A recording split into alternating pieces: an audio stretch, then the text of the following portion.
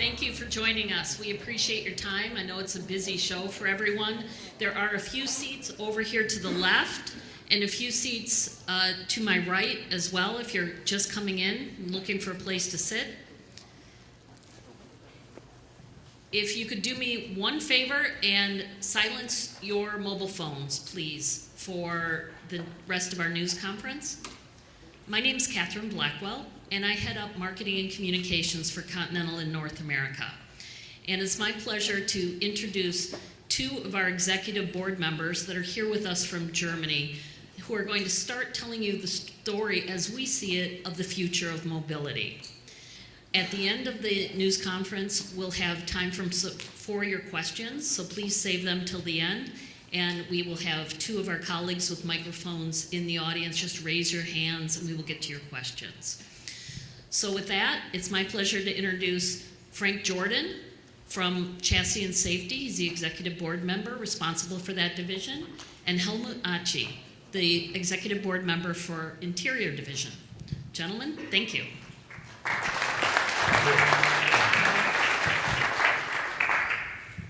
Thank you, Catherine. Good morning and a warm welcome from my side. Our theme at this year's CES is mobility at your service, freedom to live. What do we exactly mean with that? We are developing products and technologies to save lives, create efficiencies, and assure a cleaner environment, a cleaner world. Helmut and myself will focus on two base pillars of that, connectivity as well as automated driving. In 5 to 10 years, automated driving will be part in our everyday life.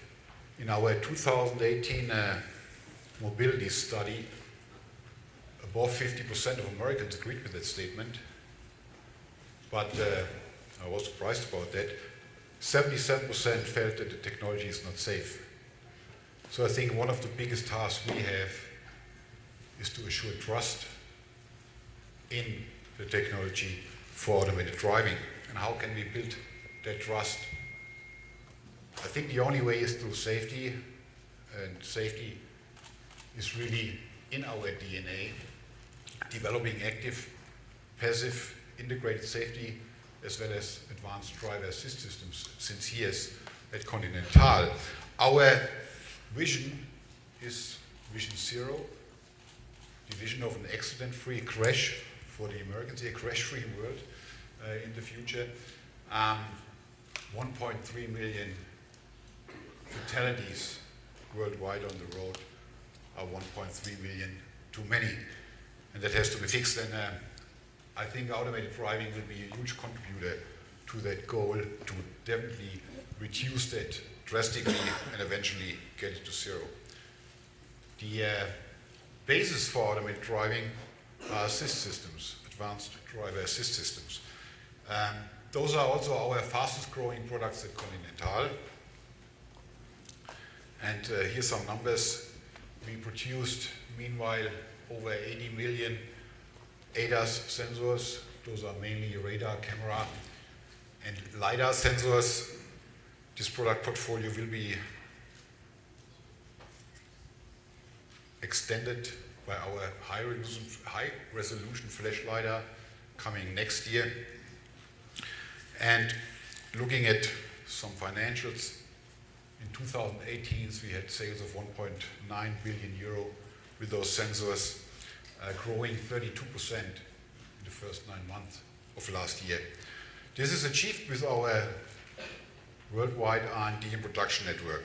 We have hubs in the Americas, in Europe, as well as in Asia.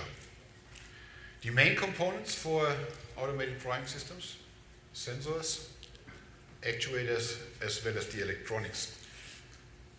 We see this safe and dynamic driving towards that Vision Zero I mentioned with our Sense Plan Act philosophy, you can call it.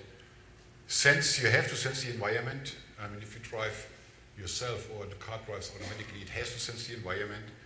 It has to plan its action and then act either yourself or autonomously the actuators.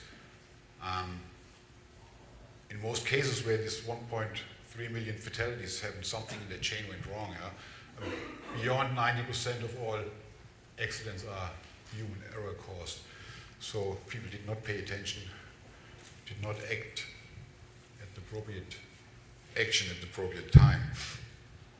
Now, with our ADAS and overall system competency, we will be a great contributor to automated driving in the future. And automated driving will allow a safer, more efficient mobility and will preserve individual mobility, which will be important in the cities in the future. We want to make mobility seamless. For example, you take your car at home, you can take a cruising chauffeur function, so the car drives you automatically to the outskirts of the city. Once at the city, the car will park itself with an automated valet function in the, for that prepared parking lot. And you can take then a self-driving vehicle, a people mover, a robocab, whatever you want to call it, to go to your final destination.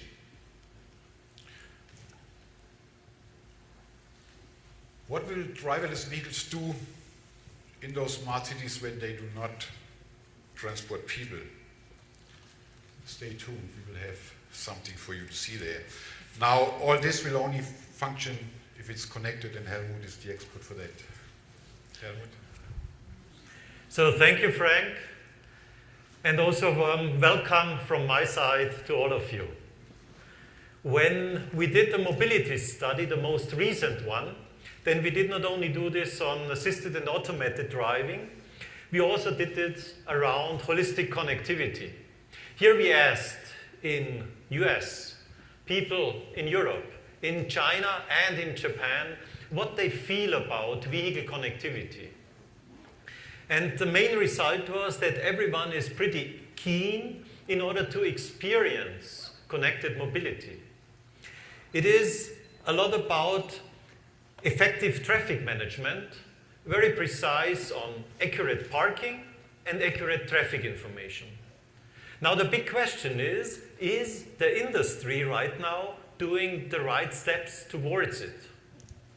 The short answer is a clear yes, but let me give some more examples on that. So first, when looking towards the order intake in the area around holistic connectivity, then here it tripled in 2018 compared to the previous years. So very strong focus and growth in this direction. And even one thing which I would like to highlight very strongly is when thinking about telematics solutions. When you take the time frame from 1996, 20 years to 2016, this was the time when we brought up 20 million vehicles connected to the roads. In right now, half of the time frame, this next 10 years, 2016 to 2026, it will triple. So 60 million vehicles are connected with Continental telematics solutions in that time frame as of our expectation for this very clear. And even more important, the third step on the technology side that we've got, this first 5G telematics solutions for production development worldwide. And this is that much of an interest because it is not only a vehicle to X standard 1, it is a hybrid solution which does for US the dedicated short range communication, plus for China the cellular V2X. And so on that basis, this was even for China the first one that such a solution has been sourced. There is another proof of the importance of connectivity in this range, and this has to do with commercial vehicles. FAW, China's largest truck manufacturer, decided for Continental in this last year in order to look for the FAW telematics ecosystem, where we do the development, the setup, and the operation of that ecosystem. And on that basis, we have done this setup together with our joint venture with China Unicom, UCIT, and on the technology side with Sonar, US-based, where we bought the majority stake in it. So Sonar Coach and Sonar Driver are all applications in it for productivity management in fleet telematics and other services. But even one step further, we went during this last year, and this was on this basis with the acquisition of Catrine Automotive. The news what we are having today is that we've got the green light to go ahead from the antitrust authorities, and so therefore this one can go forward, so that we have right now the complete bundle on the basis for telematics, intelligent antenna modules, for cybersecurity, and for mobility services. Let us stop a little bit at the mobility services right now. We presented already that together with Avis that we are working on key as a service, where you can use then the mobile device in order to rent the vehicle, so no queue at the counters any longer, but also then replacing the mechanical key with the smartphone to enter and to start the vehicle. And right now we are in this phase of rolling this out in high volume in United States and expanding it also into the business into Europe. And besides that work with Avis, there is also another one. There is this peer-to-peer car renting, and the company where we are working together with is Turo, and they also decided to use the Continental key as a service solution in their vehicles right now. So with that, we covered right now all this scenario around the vehicle connectivity. There is one additional point I would like to point out, which is for us of a similar importance: high performance computing. And this one is something which will influence the whole industry pretty strong, because all the electronics will be based on high performance computing architectures. And with some of the production development orders which we got, we see already changes on high performance computing architectures in the next generation vehicles. And this is of such a significance that we also decided within Continental to realign ourselves and to bundle R&D in a stronger manner, especially when it comes to connectivity and to automated driving. And therefore it does make perfect sense when Frank and myself are together right now here at the CES press conference. Now to look for one level more into the detail, to look into the innovative solutions on connectivity, on automated driving, and on seamless mobility, I would like to invite Jeremy and Zach to come up on stage and to tell us more about those details.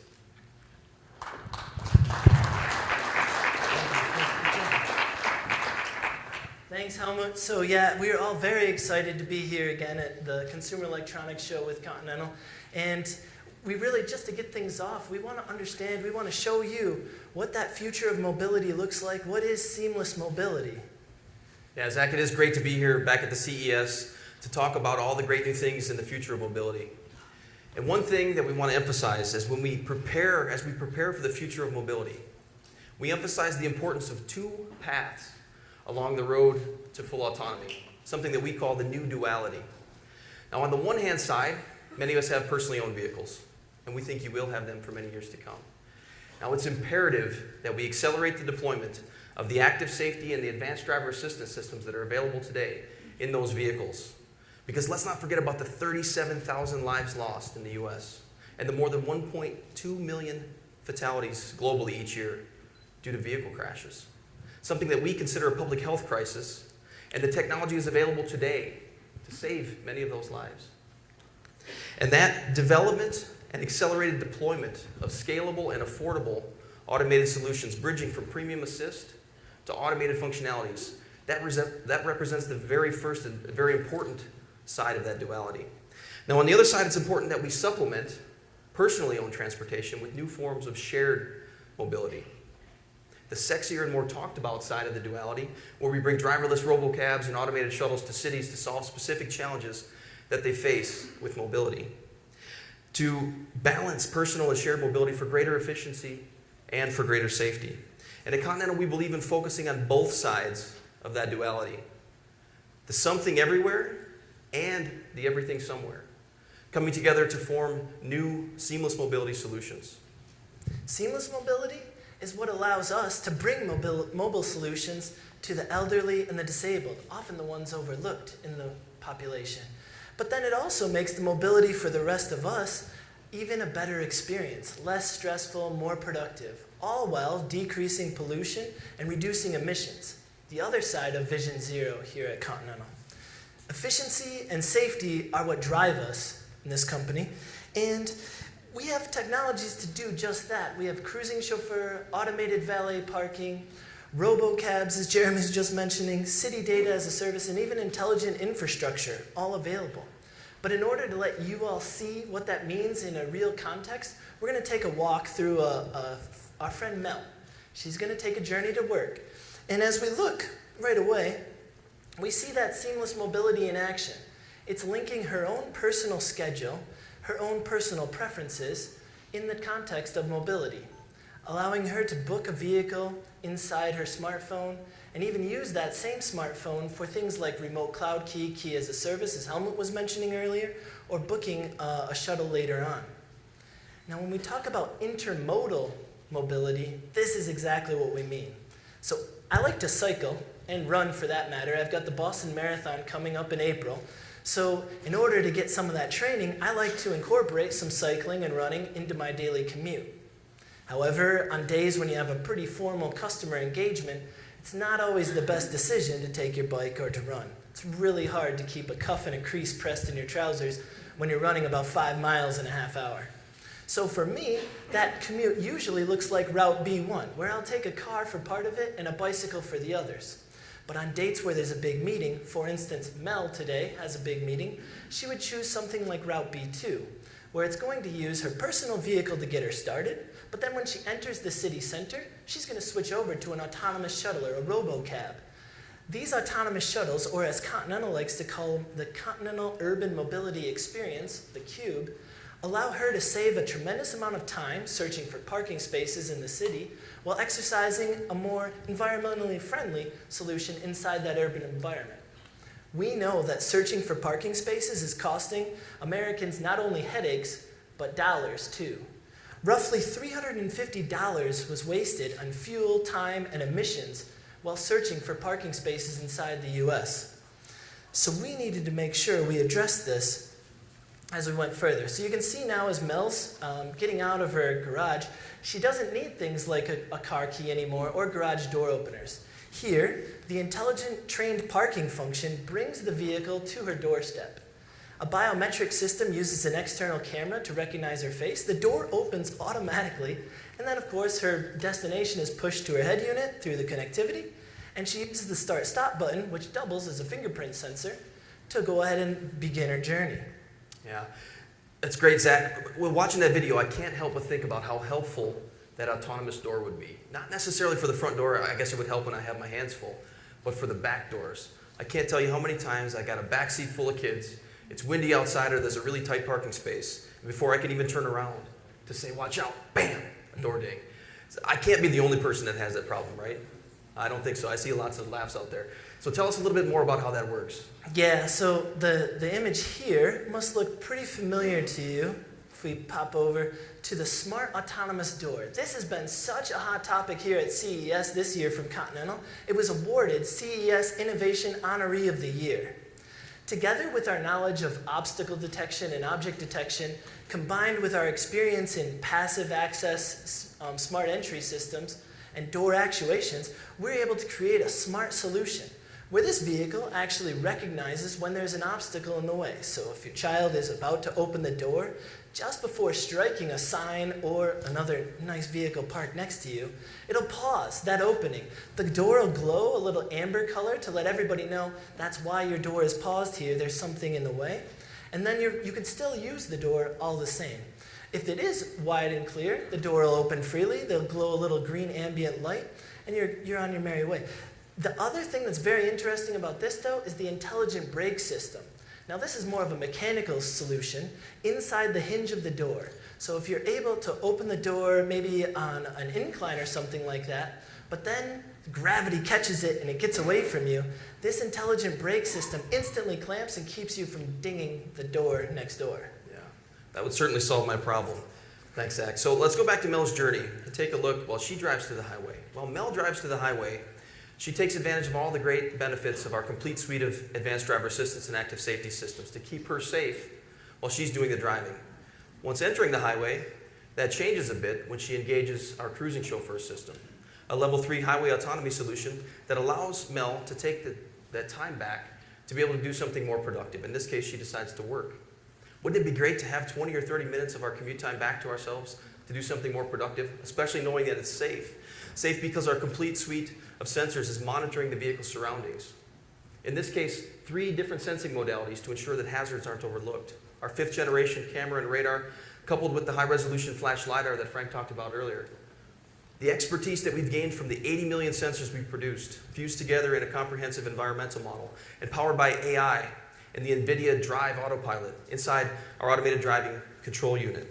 Secured by Continental's redundant safety architecture, engineered for superior levels of operational availability, from the sensing and planning all the way to the actuation.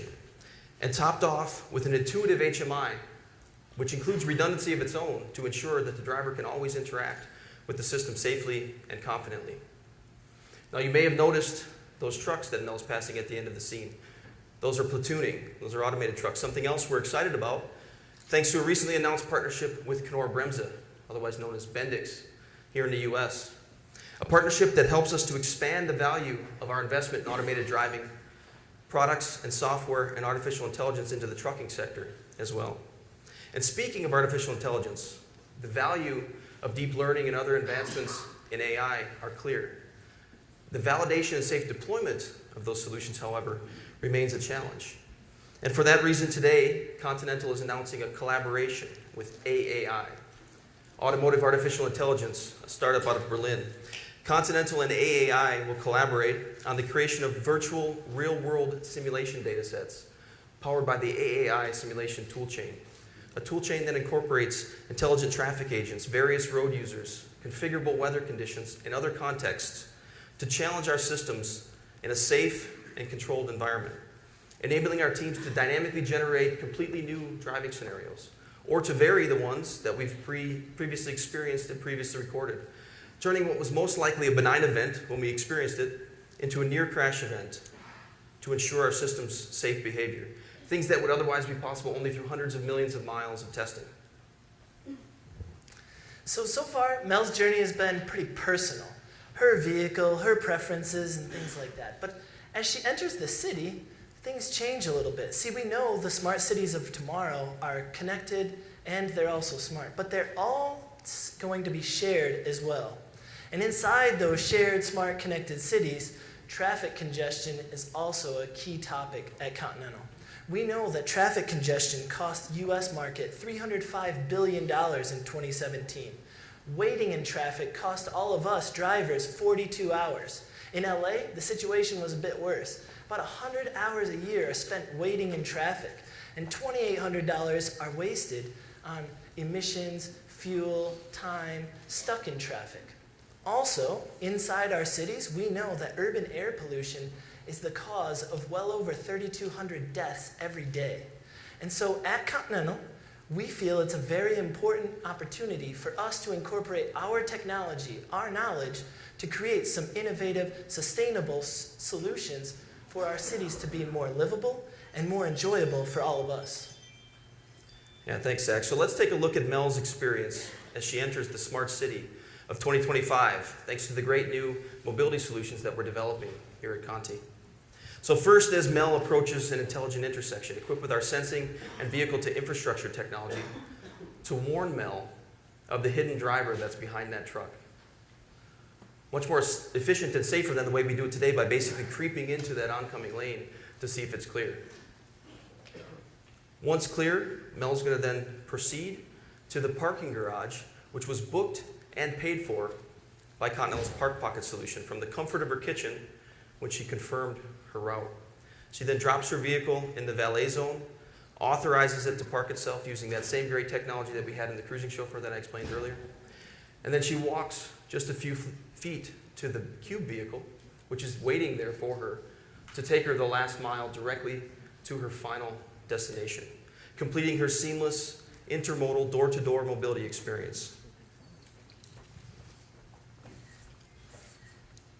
Now let's go back shortly to the intelligent intersection, because I think this is pretty interesting stuff. I want to talk a bit about that. So the intelligent intersection. First, what's the motivation? Why would Continental develop intelligent infrastructure technology? I can tell you it started with our Vision Zero, the one Frank explained earlier.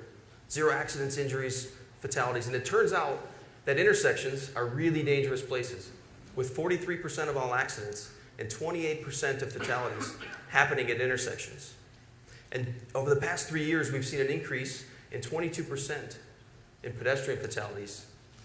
And many of those are happening as well at intersections in the United States. Now, hidden dangers posed by obstructions of view, like you see there in the picture, from the driver's view and from the sensor's point of view, are the cause of many of those accidents. And they offer a perfect use case for that great V2X, vehicle-to-anything communication technology, that hybrid V2X technology that Helmut talked about. But we still face major penetration challenges today with still low equipment rates. And if we combine that with the fact that it takes about 20 years to turn over the vehicle fleet, it means it will still be a long time before the odds are in our favor that 2 connected cars will encounter each other at that intersection at exactly the right time to avoid a crash. Those odds change with intelligent intersections. By equipping our proven automotive sensors up high in the infrastructure, we can see those hidden dangers, including pedestrians and cyclists, and we can broadcast that information to connected cars over V2X, thereby significantly increasing the penetration and the benefit of that life-saving technology. And that's why I'm pleased to announce today that we're making great progress in our development of the intelligent infrastructure technology. Just this past year, we deployed a pilot at a busy crossing in Walnut Creek, California. And we invite each of you to come visit our booth, North Hall, Las Vegas Convention Center, number 7519. And there you can see data coming from that intersection and talk firsthand with experts about the value that intelligent intersections can bring to smart cities. But it's also important to note that the intelligent infrastructure that Continental is working on isn't just focused at those street junctions, but instead at every point in between as well with intelligent street lamps. Now, as you might imagine, these intelligent street lamps allow smart adaptive control of localized lighting, but also the ability to provide remote maintenance for the cities, and even the ability to do over-the-air firmware updates. On top of all that, each one of these intelligent street lamps is equipped with some environmental sensing information as well, like air pollution sensing. This helps our smart cities develop and pinpoint solution methodologies to create a more safe and sustainable future for our urban environments. Combining the intelligent intersection that Jeremy just talked about with the intelligent street lamps that you see here, Continental is creating a smart, safe corridor. And this can do things like broadcast critical information for a pedestrian crossing mid-block, maybe a runner like myself. This is going to be passed down to those connected vehicles so that they understand that there's a danger zone, but then back up to the smart city data managers to maybe put in a new crosswalk for their civilians. And this is also a backbone that's provided with the City Data as a Service platform. So at Continental, we're not naive to believe that we're the only ones creating solutions for the smart city. However, in order to keep our solutions from being too isolated or too exclusive, this City Data as a Service platform allows us an open API for Continental to share our data with others, others to share their data with Continental, and all of us to share our data with those smart cities. You see, autonomous shuttles, intelligent street lamps, intelligent intersections, and even the City Data as a Service all offer a lot to our smart city solutions. But furthermore, we have the aspect of fleet management that Helmut mentioned earlier with his Key as a Service. See, personal vehicles are used roughly 4% of the time. That's not a very fruitful opportunity for all of us buying cars. So, companies like Turo have teamed up with us to do remote cloud key. Now our vehicles are being more used for mobility of others at the same time that we own them. Avis also announced that they're going to further their expanded cooperation with us, and this puts us in the lead of shared services in our fleet management. But we know that these solutions have to be end-to-end. We need to be able to book our vehicles, access our vehicles, unlock them, start them, and even pay for them or report incidents that may happen along the duration of our mobile journey, all with the smartphone app. And that's what makes this so interesting with this fleet management solution. But what would happen if we have autonomous vehicles? Would they be any more utilized? Yeah, great question, Zach, and one that, quite frankly, many people are trying to answer, including us. We fully expect that fully autonomous vehicle fleets will be utilized in a much more efficient way in the future, and that most likely, or that may at least, mean using them for multiple purposes, like people transportation and goods transportation. Because the demand for both is cyclic, leading to times of overcapacity and undercapacity based on the usage models that we use today. And in fact, with the growth of e-commerce and urbanization continuing to skyrocket, automated goods delivery is expected to provide an answer for up to 80% of all business-to-consumer deliveries in the future, according to multiple research sources. But let's face it, delivering a package to your home with an automated vehicle poses some challenges. If many of you are like me, you arrive home from work, and where's your package? It's already sitting there at your doorstep. Or it's in your mailbox, or it's in a secure lockbox, maybe even on your porch. So how do we handle that last meter challenge? How do we get the package from the autonomous vehicle up to your front porch? Well, that's one of the great things about working for a company like Continental, one of the world's leading technology companies. We get to solve challenges like that every day. And it turns out there's some really cool opportunities to solve that last meter challenge using some of the same great technologies that we use for automated vehicles. So let's take a look back at Mel's journey and see one of them. When Mel arrived at her meeting, she received a notification on her phone that her package was scheduled to be delivered while she's away. Happens every day, right? So because the demand for robotaxis and autonomous shuttles has decreased in the city, our city fleet management solution decided to deploy a cube to Mel's neighborhood to address the increased demand for package delivery there during the holiday period especially. So a cube arrives and delivery robots exit the vehicle and deliver packages directly to Mel's house and to those of her neighbors. Pretty cool solution, huh? Probably not what you were expecting. So we've seen lots of concepts with wheeled robots, but what about some of the challenges that those robots would face? What about a child's scooter laying in the sidewalk? What about climbing the stairs? What about putting the package directly into the mailbox or a secure lockbox like this one? So we thought that the quadruped concept that we're showing here might be a more versatile solution. And we're excited about the potential that delivery robots can bring to the future of mobility and to seamless mobility, regardless of what their final configuration might look like. And our expertise in safe and scalable and robust technologies puts us in a perfect place to be able to solve challenges like that one. So we should mention that everything you saw in Mel's journey is available to be seen from Continental here at CES this year. Well, everything except that delivery robot, right? Yeah. Zach, that was true just a couple of months ago, but we like challenges. And Frank said we had a surprise. So today we brought a little surprise. Zach, why don't you help us out here? You see, it wouldn't make sense to develop a robot like that from scratch without first taking the chance to tease it out here at the CES, the world's largest tech stage. So instead, we decided to team up with Copace, the internal startup hub at Continental.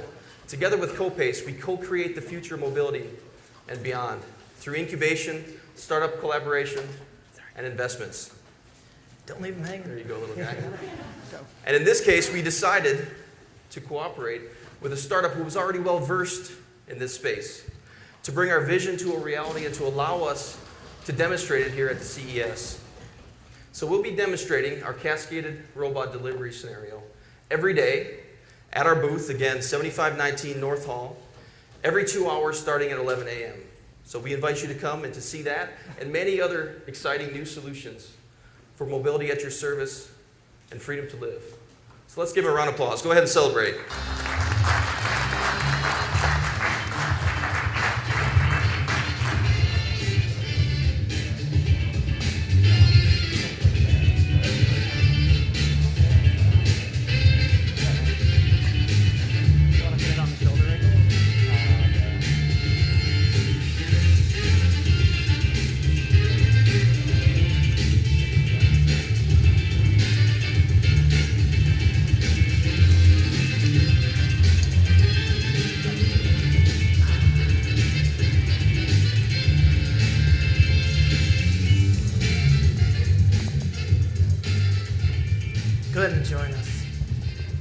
very good. So now we'll open the floor for questions.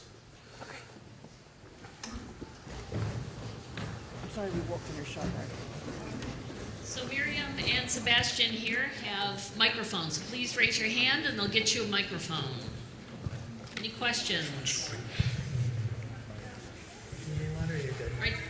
You need water. How much is this robot? I don't think he's for sale quite yet. Talked about a time frame.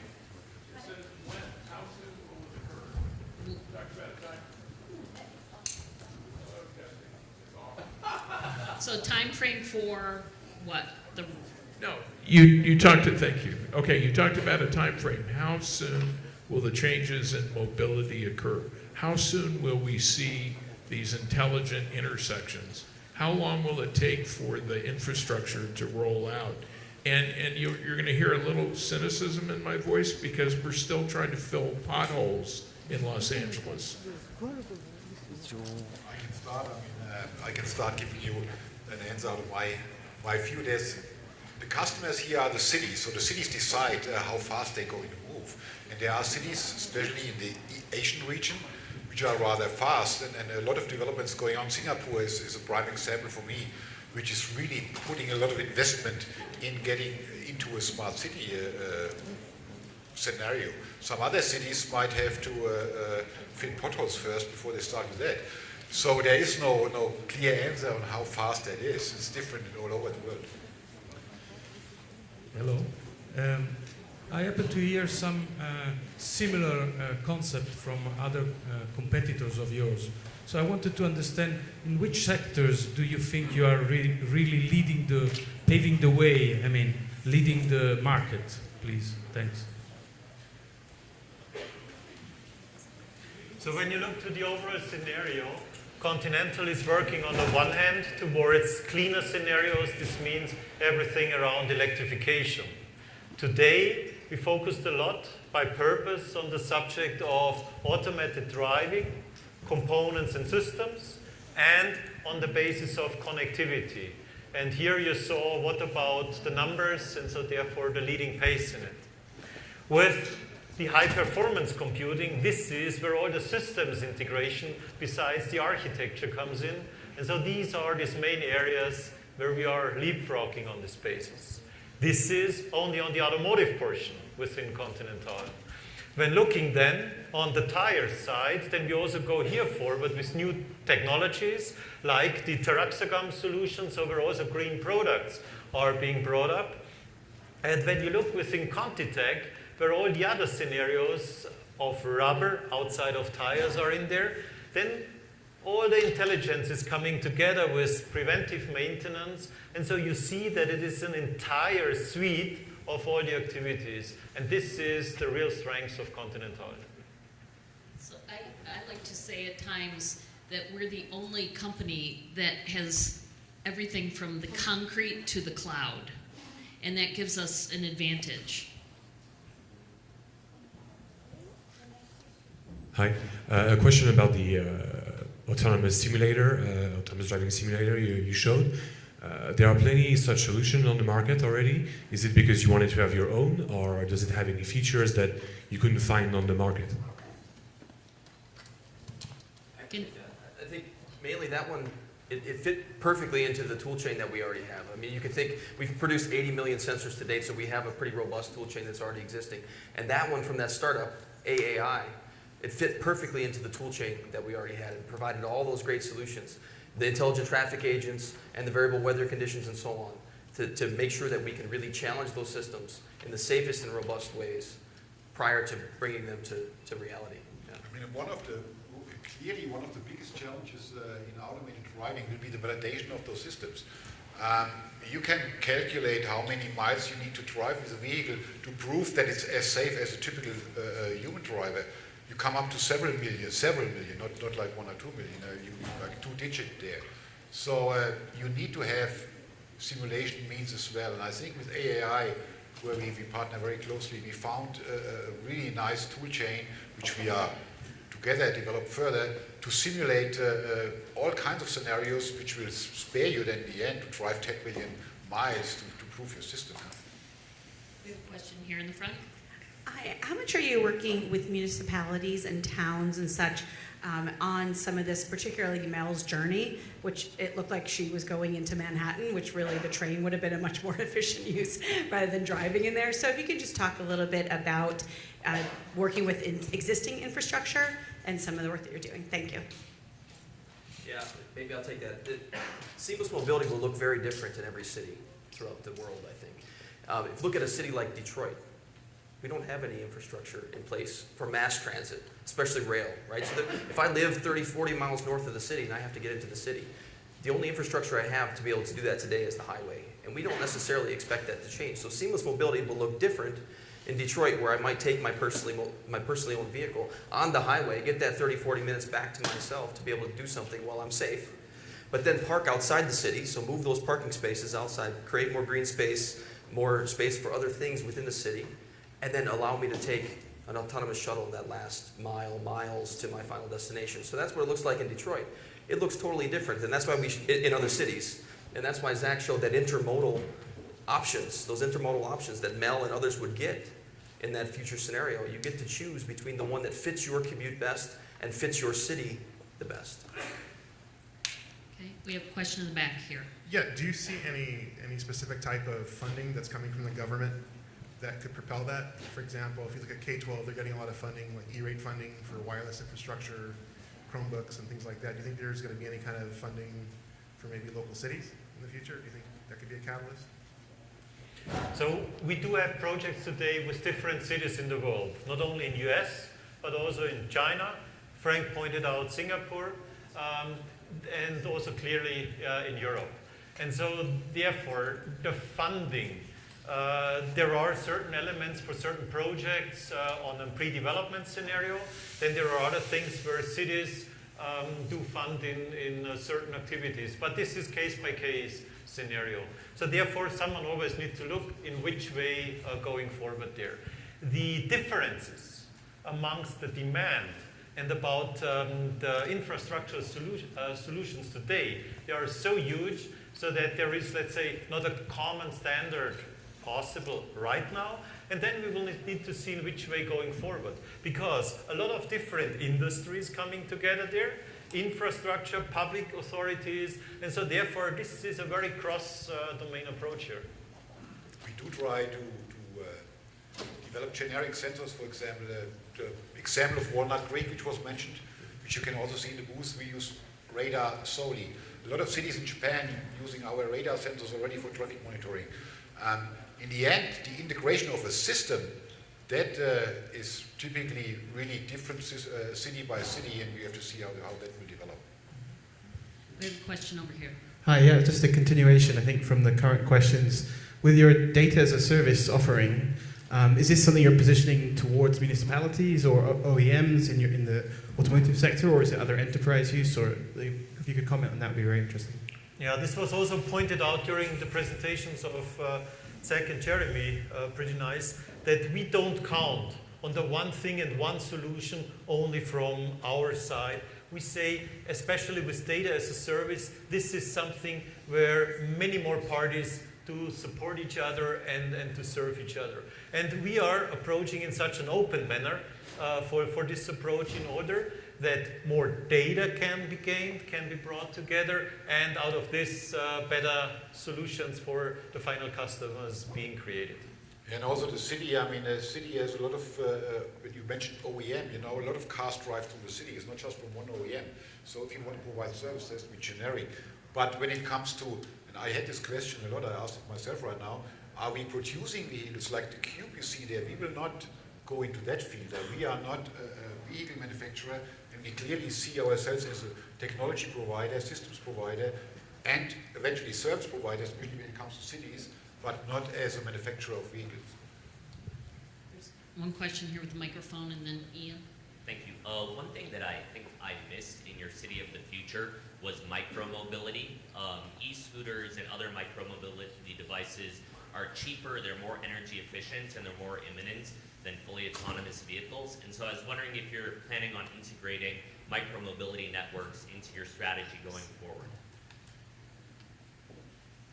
Yeah, in our intermobility story there with Mel's commute, we showed the option of bikes And e-bikes are already in the portfolio of Continental. We see e-bikes as well as other micromobility solutions being for sure a big part of it. I mean, today in that story, we focused on Mel's journey to a business meeting where she wasn't able to take an e-bike or an e-scooter. But for sure, we see that as a big chance to clean up mobility in the cities and to be more efficient with solutions for seamless mobility in the future. Yeah.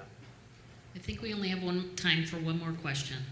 This is the third presentation I've been to this morning, which is concentrated part of it on connected cars and connected mobility and on the transfer of personal data to the cloud. What security are you going to be able to put in place to prevent the hacking that we have witnessed allegedly in the last election here in the States? We've had examples of hacking in the UK where the National Health Service was hacked by a North Korean, allegedly malware. This surely has got to be a priority, and yet it's not one of these presentations has addressed it so far. Yeah, this was something where we focused especially last year on it because we see this as very important, and this was why we teamed up through the acquisition of Argus, the Israeli company. And on that basis, we have a group which is solely focusing on the automotive related solutions for it. And with that dedication, we have this best setup on this basis. And this was why we've said the setup right now is pretty good there on the basis of connectivity, on the basis of cybersecurity, on the basis of mobility, and what we also discussed, the mobility services. I think one thing it will be very important that most of the data used there will be as anonymous, is it correctly spelled, pronounced? Some others have problems with it. As anonymous as it gets to really prevent problems which could occur if hacking, but I mean everything has to be done to prevent it to begin with. Yeah. Clear that this is a continuous race. Yeah. All right, now we've agreed we have to stop. We're already over time, so unfortunately I can't take any more questions, but thank you so much for coming. We really appreciate your attention. Thank you. Thank you. Thank you.